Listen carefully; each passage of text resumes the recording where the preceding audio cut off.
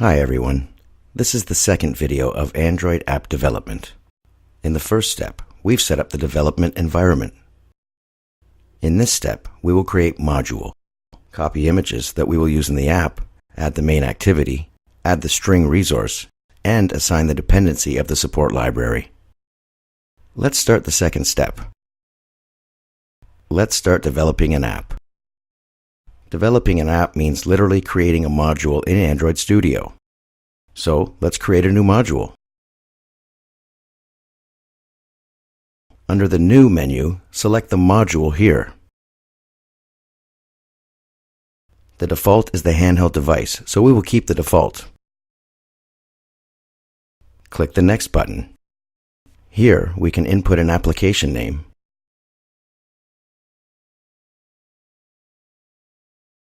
I'll put Student App. The next step is that we will add an activity. We will choose this empty activity. Click the Next button. Here we can input the activity's class name and layout file name. We will keep the default names. Click the Finish button to create a module. Now, as you can see, we have the new module we just created. Already a completed app that shows the Hello World text on the first page.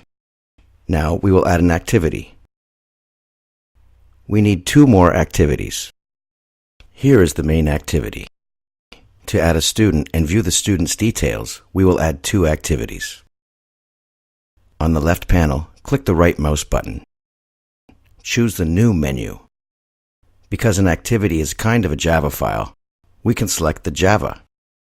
But in Android system, an activity Java class has to be registered in the manifest file. So to create an activity, Android Studio provides a wizard that does the registration and others. So let's choose the Activity menu.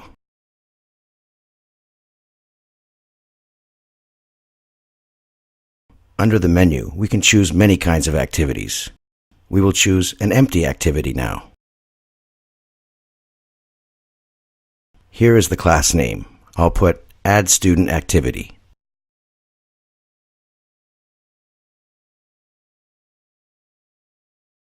Now the new activity has been created. Let's create another activity to read the details. Like we just did, choose New, Activity, and Empty Activity. The class name will be Read Student Activity.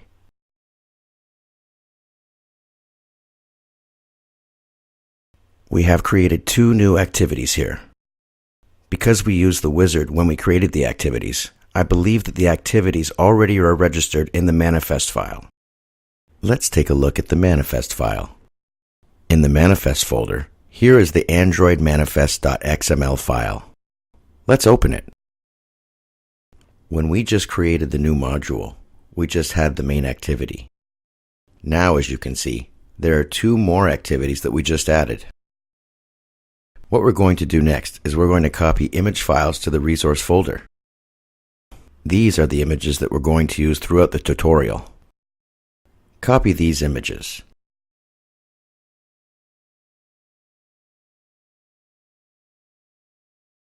And here is the res folder that contains all the resources for an Android app. Under the res folder, there are the resources subfolders. Image resources should be under the drawable folder. So paste the images that we just copied.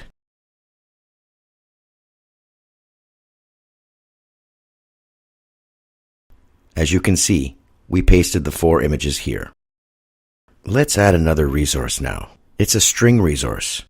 This string resource will contain strings like button names and error messages together that we will use in the app. Using a string resource is better than coding text strings in each file because we can reuse and easily manage them. So for a string resource, under the Values folder, there is the sting.xml file.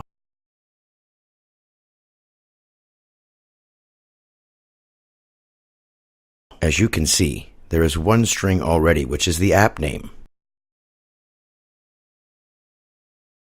Let's add strings that we're going to use. To add a string, use a string tag.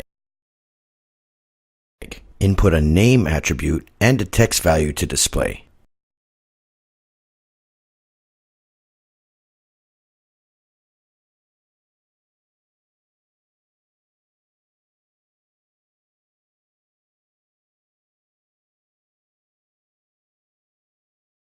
We can add all kinds of strings here. We will have mostly error and confirmation pages. So, let's add some more strings.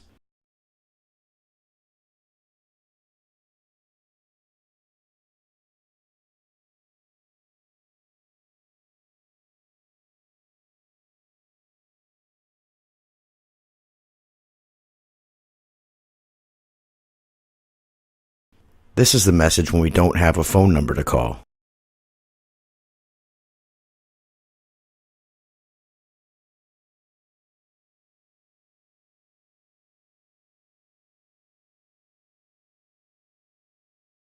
This is the error message when a user tries to add a student without a name.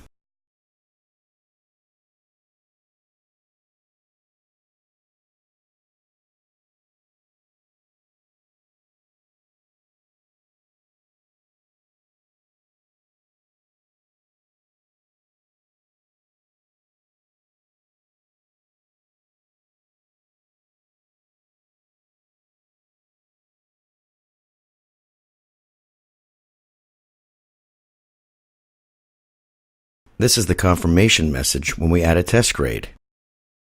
Other messages are static texts. But, like this message, sometimes we need to change some part of the string depending on actions. With these braces, we can change text actively. Here we have just one variable to change, but if we have more than one, we can add more braces and put number 2 or 3 accordingly. Let's add the last string.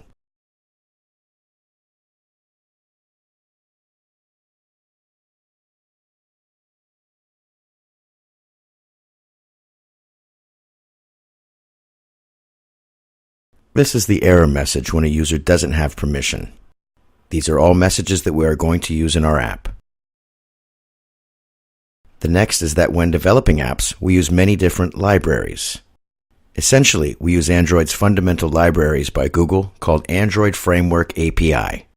However, we often need other open source libraries more than the APIs. So, there are many useful open source libraries out there, and Google also provides so-called support libraries. Many developers use those libraries often. The support libraries are made by Google, but that doesn't mean it's an Android Framework API. So when we use them like any other third-party library. The support libraries are already downloaded under the SDK folder when installing Android. We're going to use one support library in our app, so we need to set up the dependency of the library before we use it. As you can see, here are Gradle scripts, and this is the Gradle file for our app. A Gradle file contains some kind of building information of an app. At the bottom, you can see a list of dependencies of libraries. We already have some dependencies, and we can add dependencies we need. We can add dependencies manually, but in Android Studio, we can add it in an easier way by a wizard. Let's add one. Select our module folder and click the right mouse button. At the bottom, you can see Open Module Settings menu. Select it. If we change here, it means we change the Gradle file. What we need now is dependencies, so click Dependencies tab.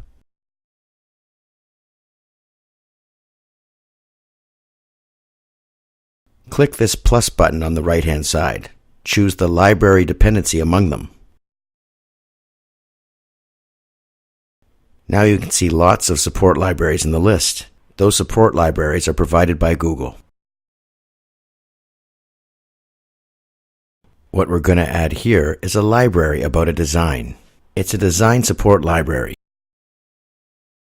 You can see it here, so let's select it and click the OK button to add.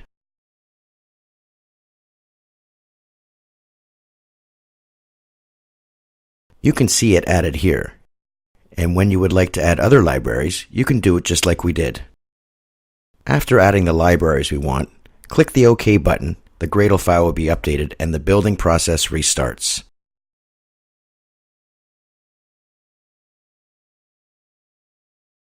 As you can see, the Gradle has been updated, as well as the status bar at the bottom.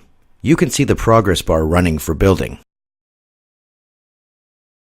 To recap, we've set up things that we have to when we start developing apps. We've created a module. We've added 2 more activities. We've copied images. We've added strings that we need. And we've set up the dependency of a library that we are going to use. This is it for the second step. I hope you enjoyed this video, and we'll see you at the next video.